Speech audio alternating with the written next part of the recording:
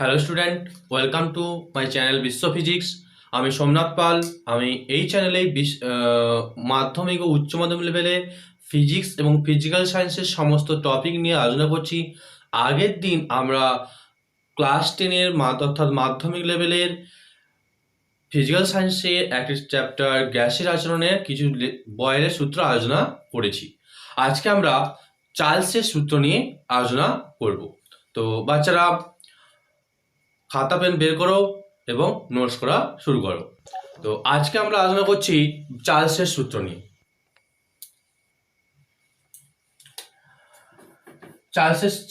বিজ্ঞানী চার্লস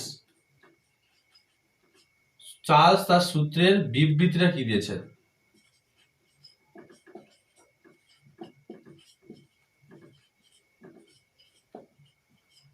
তিনি কি বলছেন? তিনি বলছেন যে স্থির চাপে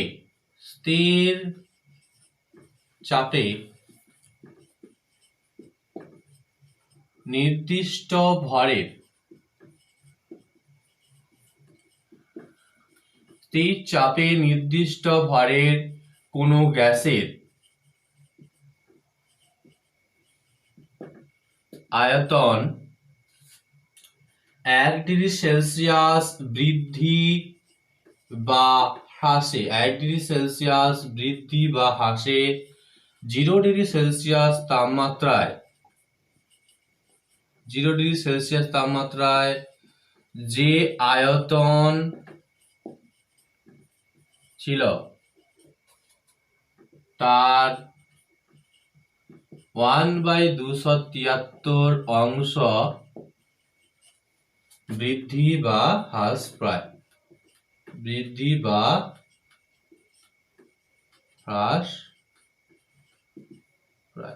অর্থাৎ তিনি কি বলছেন না, স্থির চাপে নির্দিষ্ট ভরের, অর্থাৎ চার্লসের সূত্রে ধ্রুবক রাশি অর্থাৎ স্থির রাশি হচ্ছে চাপ এবং ভর।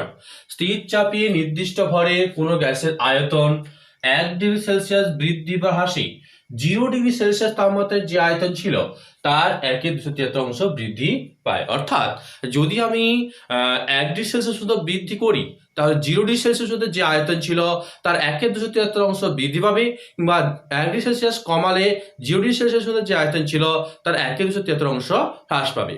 অর্থাৎ এখানে আমরা দেখতে পাচ্ছি যে চার্লসের সূত্রে স্থির রাশি অর্থাৎ ধ্রুবক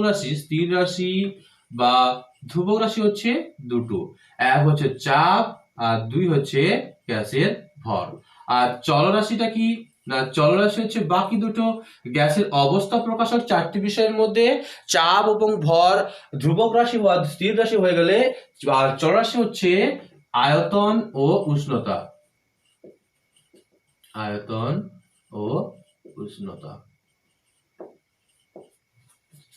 এই সূত্র অনুযায়ী গাণিতিক রূপটা কি হচ্ছে? এর গাণিতিক রূপটা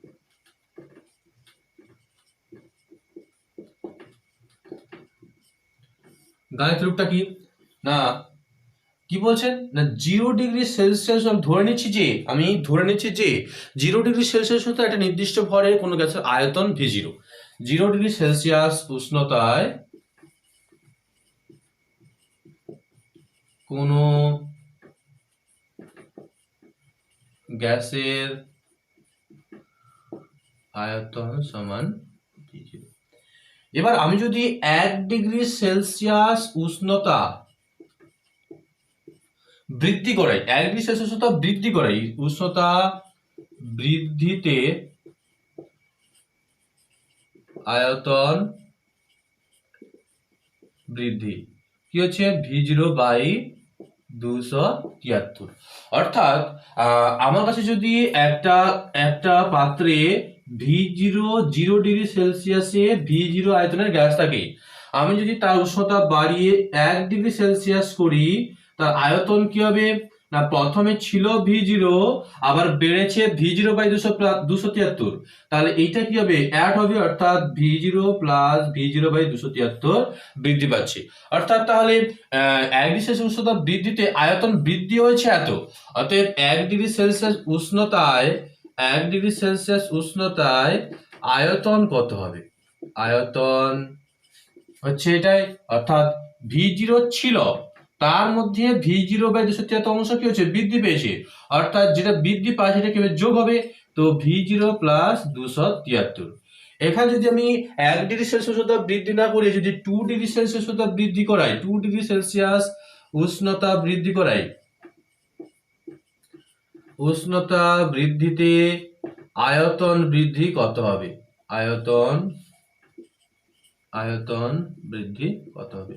তো 1°C আয়তন বৃদ্ধি হচ্ছে v0/273, 2°C আয়তন বৃদ্ধি কত হবে, নিশ্চয়ই ডবল হয়ে যাবে 2v0/273।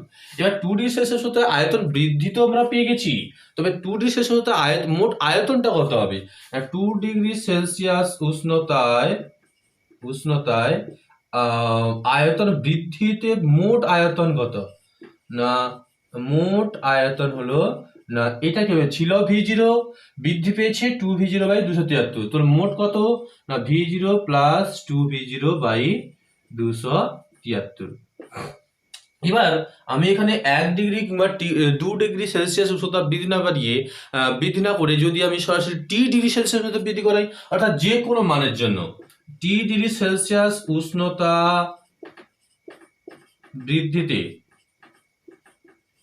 t°C উষ্ণতা বৃদ্ধিতে আয়তন বৃদ্ধি,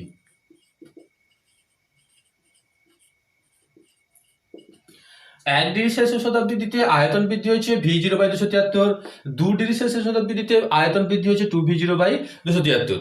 t°C উষ্ণতা আয়তন বৃদ্ধি কত হবে, v0 × t/273, অর্থাৎ 2°তে যেরকম হবে 2 গুণ হয়েছে, t°তে কি হবে v0/273 সঙ্গে t গুণ হবে। যেহেতু 1°C উষ্ণতা বৃদ্ধিতে আয়তন বৃদ্ধি পাচ্ছে v0/273, t°তে নিশ্চয়ই কি হবে বেশি হবে, বেশি মানে গুণ করতে হবে। এবার আমরা আসছি যে t°C উষ্ণতা বৃদ্ধিতে আয়তন বৃদ্ধি না হলে পেলাম, আয়তন বৃদ্ধি পেয়ে মোট কত আয়তন হয়েছে না, t°C উষ্ণতায়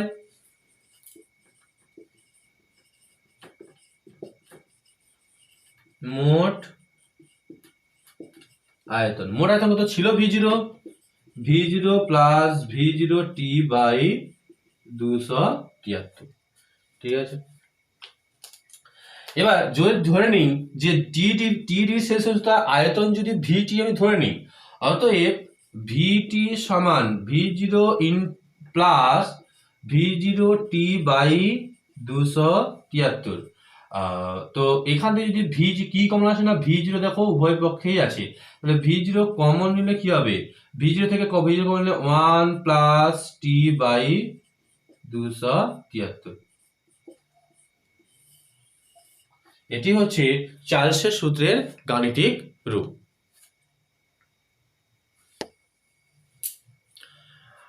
আমরা উষ্ণতা বৃদ্ধি পেলে গ্যাসের আয়তন কিভাবে বৃদ্ধি পায় সেটা জানলাম। যদি উষ্ণতা বৃদ্ধি না পেয়ে হ্রাস করাই তাহলে কি হবে, গ্যাসের আয়তন হ্রাস পাবে। সেই অনুযায়ী আগের সূত্র অনুযায়ী যদি t°C উষ্ণতা হ্রাস করাই তাহলে vt সমান কি হবে না v0 মাইনাস vt/273, অর্থাৎ v0 কমন নিলে v0 ইন্টু 1 মাইনাস t/273। অর্থাৎ এখানে দেখতে পাচ্ছি যে এই পরিমাণ উষ্ণতা কি হচ্ছে হ্রাস পাচ্ছে, একটা নির্দিষ্ট উষ্ণতায় নির্দিষ্ট পরিমাণ উষ্ণতা হ্রাস পায়। এভাবে উষ্ণতা কমাতে কমাতে কমাতে কমাতে এক সময় কি হবে, কমতে কমতে আয়তন শূন্য হয়ে যেতে পারে। তাই যে উষ্ণতায় গ্যাসের আয়তন শূন্য হয়ে যায় তাকে বলা হয় পরম শূন্য উষ্ণতা।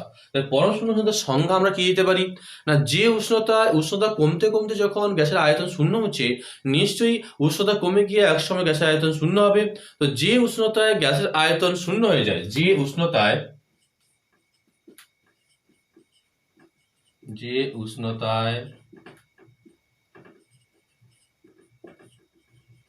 গ্যাসের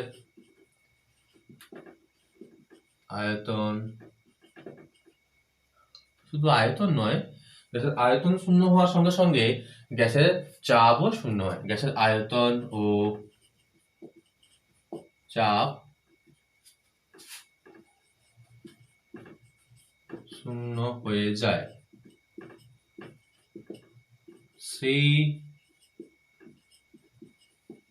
উষ্ণতাকে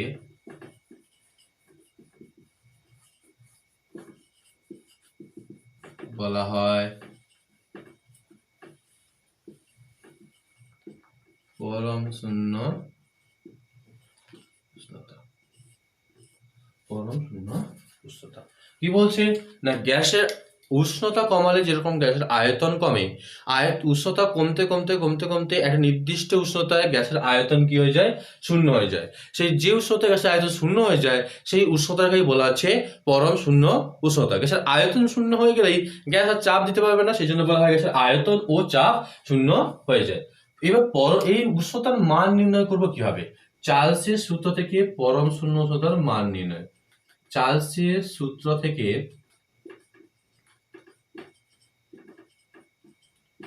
পরম শূন্য উষ্ণতার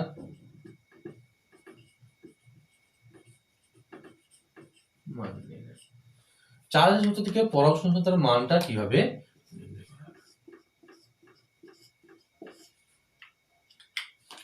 ধরি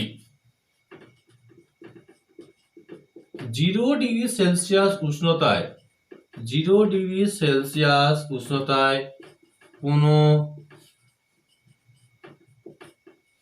গ্যাসের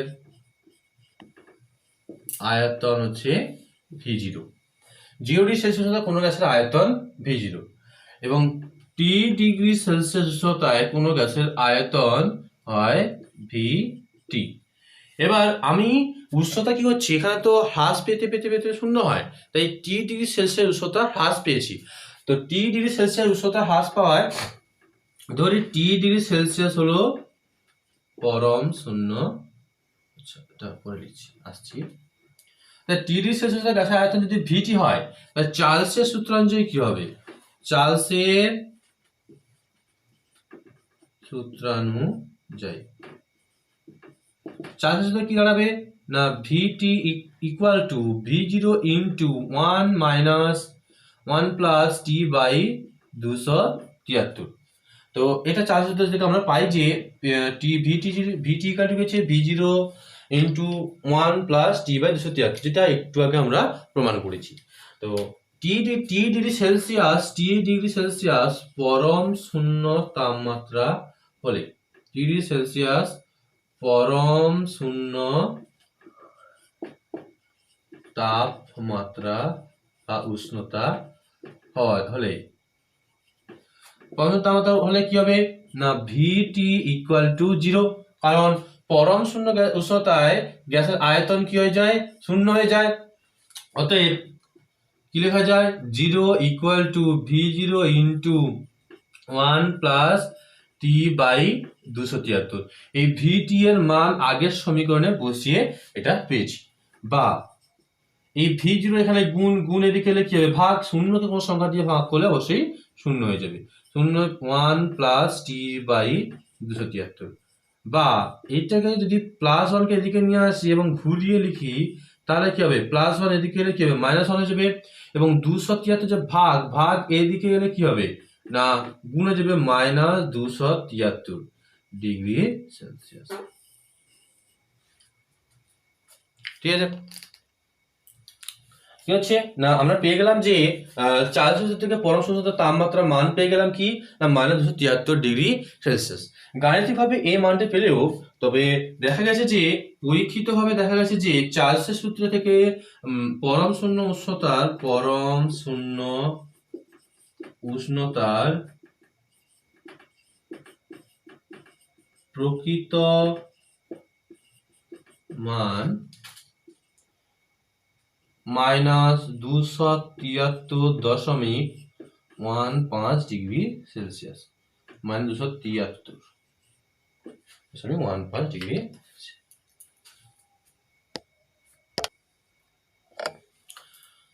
পরম শূন্য উষ্ণতা আমরা জেনে নিয়েছি। এই পরম শূন্য উষ্ণতা থেকে তৈরি একটা তাপমাত্রা মাপার স্কেল, পরম স্কেল না, আমরা আজকে ওখানে জানবো। এই পরম স্কেল আবিষ্কার করেছেন বিজ্ঞানী কেলভিন। এই বিজ্ঞানী কেলভিনের নাম অনুসারে এই স্কেলের নাম দেওয়া হয়েছে কেলভিন স্কেল বা পরম স্কেল। তো পরম স্কেল কাকে বলা হচ্ছে না, পরম শূন্য উষ্ণতাকে সমান শূন্য ধরে, পরম শূন্য উষ্ণতাকে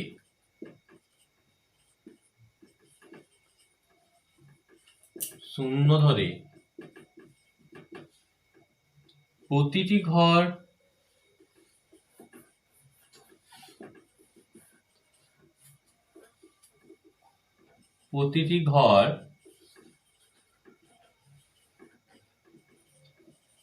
সেলসিয়াস স্কেলের সমান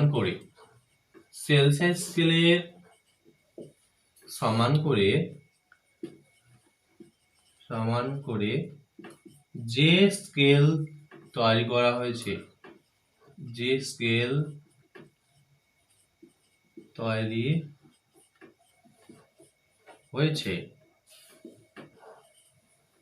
তাকে, অর্থাৎ সেই স্কেলকে পরম স্কেল বলা হয়। সেই স্কেলকে কি বলা হয়?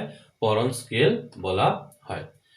অর্থাৎ একটা স্কেল তৈরি করা হয়েছে, স্কেল যে উষ্ণতায়, অর্থাৎ যে -273°C উষ্ণতায়, যেখানে সমস্ত গ্যাসের আয়তন চাপ শূন্য হয়েছিল, সেই উষ্ণতাকে শূন্য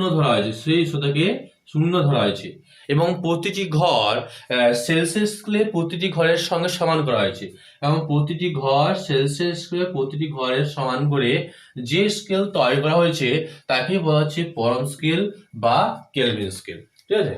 তো এই পরম স্কেল ও এই যে কেলভিন স্কেলে উষ্ণতা মাপার একক কি না? শুধু কেলভিন। উষ্ণতা মাপার একক হচ্ছে কেলভিন, যাকে কে দ্বারা প্রকাশ করা হয়। তো কেলভিন ও সেলসিয়াসের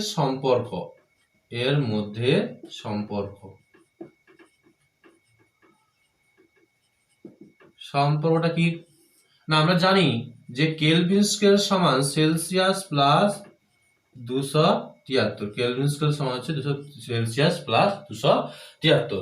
অর্থাৎ ঘটনাটা কিরকম? যদি আমাকে 0°C এর মান কেলভিন স্কেলে বের করতে বলে, তাহলে এই যে সেলসিয়াস যে পার্ট দেওয়া আছে ওর সঙ্গে 273 যোগ করতে হবে। যোগ করলে যেটা পাবো 273 কেলভিন, ওটাই পেয়ে যাবে কেলভিন স্কেলের পার্ট। আবার যদি জলের স্ফুটনাঙ্ক 100°C কে কেলভিন স্কেলে প্রকাশ করতে বলে, আমি কি করব? ওই 100 এর সাথে 273 যোগ করব, যেটা পাবো সেটাই হয়ে যাবে কেলভিন স্কেলে জলের স্ফুটনাঙ্ক। এখানে একটা কোশ্চেন যদি এরকম আমাকে দেয় যে 30°C ও 300 কেলভিনের মধ্যে কোনটি বেশি উষ্ণ, তখন আমি কি করব না? দেখো এখানে আমাকে দুটো উষ্ণতা দেওয়া আছে, 30°C ও একটা হচ্ছে কেলভিন। খেয়াল করে দেখতে হবে যে একটা সেলসিয়াস আছে, একটা কেলভিনে আছে। তো আমাকে যদি দুটোর মধ্যে তুলনা করতে হয়, তাহলে কি হতে হবে? দুটো একক বা দুটো উষ্ণতাকে কি করতে হবে? এক একক করে নিয়ে আসতে হবে। আমি যদি সেলসিয়াসকে কেলভিনে প্রকাশ করি, অর্থাৎ 30°C এর মানকে আমি কেলভিনে প্রকাশ করতে চাই, তাহলে আমার কি করতে হবে না? 273 যোগ করতে হবে, অর্থাৎ 30 প্লাস 273 হবে কত না? 303 কেলভিন। এবার দেখো 30°C আমরা 3 কেলভিন স্কেলে প্রকাশ করে ফেলেছি। কি পেয়েছি না? 303 কেলভিন। এখন আমি দুটো তাপমাত্রাকে একই একক করে নিয়ে এসে তাদের মধ্যে তুলনা করতে পারি। দেখা যাচ্ছে যে 300 কেলভিনের তুলনায় 303 অবশ্যই বেশি, তাই বলা যায় যে 30°C উষ্ণতাটি বেশি উষ্ণ। 30°C উষ্ণতাটি বেশি উষ্ণ। এবার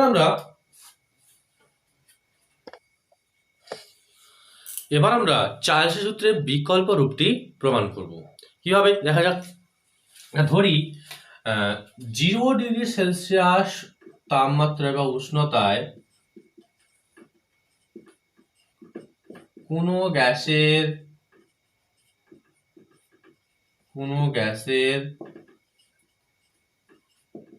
আয়তন V0। T1°C উষ্ণতায় কোনো ওই গ্যাসেরই আয়তন হচ্ছে V1 এবং ওই উষ্ণতা মানে 0°C থেকে উষ্ণতা বৃদ্ধি করে T1 ডিগ্রি করায় আয়তন V0 থেকে বৃদ্ধি পেয়ে হয়েছে V1। এবার T2°C উষ্ণতায় ওই গ্যাসেরই আয়তন হচ্ছে না V2। এবার এই যে জিনিসটা দেখা যায় যে T1 ডিগ্রি সেলসিয়াস হতে গ্যাসের আয়তন V1। এখান থেকে আমরা চার্লসের সূত্র অনুযায়ী কি পেতে পারি না, চার্লসের সূত্র অনুযায়ী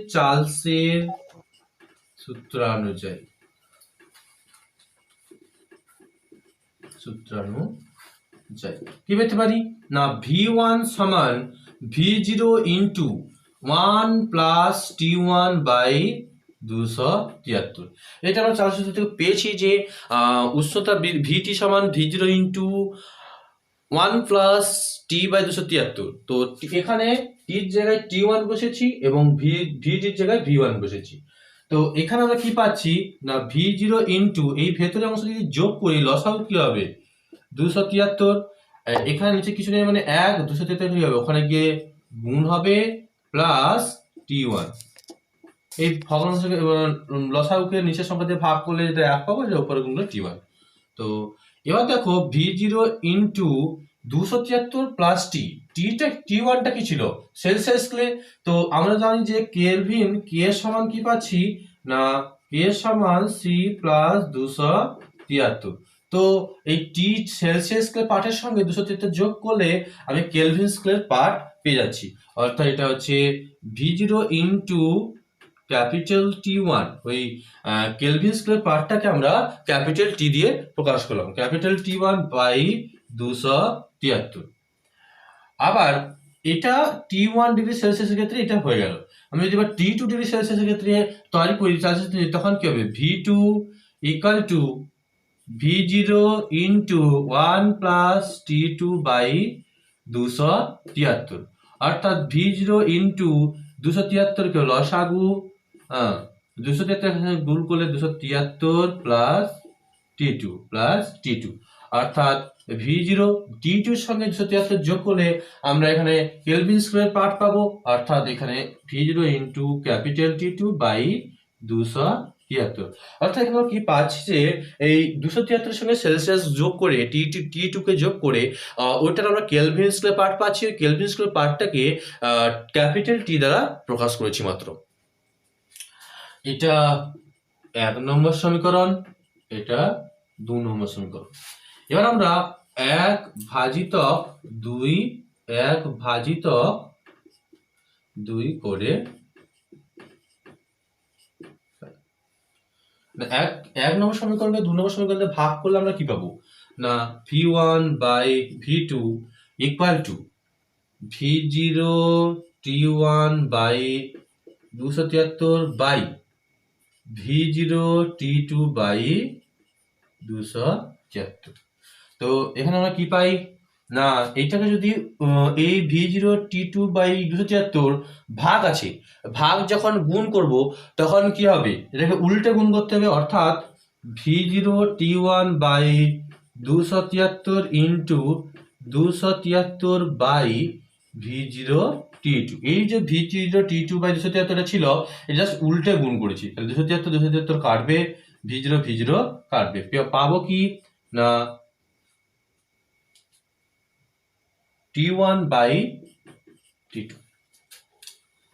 বা এই যে এখান যদি আমি এরকম ভাবে সাজাই যে V1 by T1 equal to V2 by T2, অর্থাৎ এই V2টা নিচে আর T1টা উপরে, এই কি বজ্রগুণ করলে এটা গুণ হয়ে যাবে, এইটাকে এখানে এবং এটাকে এখানে নিয়ে এসেছি।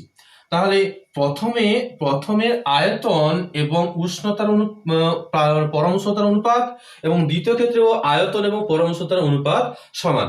অর্থাৎ আমরা লিখতে পারি অর্থাৎ V by T equal to ধ্রুবক, বা V ইকুয়াল টু ধ্রুবক ইন্টু T, বা এই ধ্রুবক আর সমান চিহ্ন তুললে কি পাবো, এটা প্রপোর্শনাল চিহ্ন নিতে হবে, TV প্রপোর্শনাল টু T। অর্থাৎ এখানে কি পেয়ে গেলাম শেষে আমরা যে গ্যাসের আয়তন প্রপোর্শনাল টু তার পরমাণুতা, গ্যাসের আয়তন তার পরমাণুতার সমানুপাতিক। অর্থাৎ লেখা যায় যে সূত্রটি হচ্ছে বিকল্প সূত্রটি কি হচ্ছে না, স্থির চাপে নির্দিষ্ট ভরের কোনো গ্যাসের আয়তন আয়তন তার পরম উষ্ণতার সমানুপাতিক। পরম উষ্ণতার সমানুপাতিক। পরম উষ্ণতার সমানুপাতিক অর্থাৎ কি বলতে চাইছে না, কোনো গ্যাসের পরম উষ্ণতা যদি বাড়তে থাকে তার গ্যাসের আয়তনটাও বাড়তে থাকবে।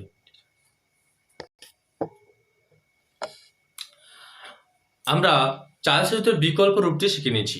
চার্লস সূত্রের বিকল্প রূপটি কি বলছে না, কোনো গ্যাসের আয়তন তার পরম উষ্ণতার সমানুপাতিক। এবার আমরা ওই সূত্রটির লেখচিত্র আঁকবো। কি বলছে, কি পেয়েছি আমরা না, ভি প্রপোর্শনাল টু টি, অর্থাৎ গ্যাসের আয়তন তার পরম উষ্ণতার সঙ্গে সমানুপাতে পরিবর্তিত হয়। অর্থাৎ ভি ভার্সাস টি লেখচিত্রটি কি হয় না, যেহেতু সমানুপাতিক তাই মূল বিন্দুগামী সরলরেখা। অর্থাৎ ভি টি লেখচিত্র, ভি টি বা টিটা হচ্ছে কেলভিন স্কোয়ারে। ভি টু লেখচিত্রের প্রকৃতি কিরূপ হয় না, লেখচিত্রটি মূল বিন্দুগামী সরল রেখা হয়। মূল বিন্দুগামী সরল রেখা হয়।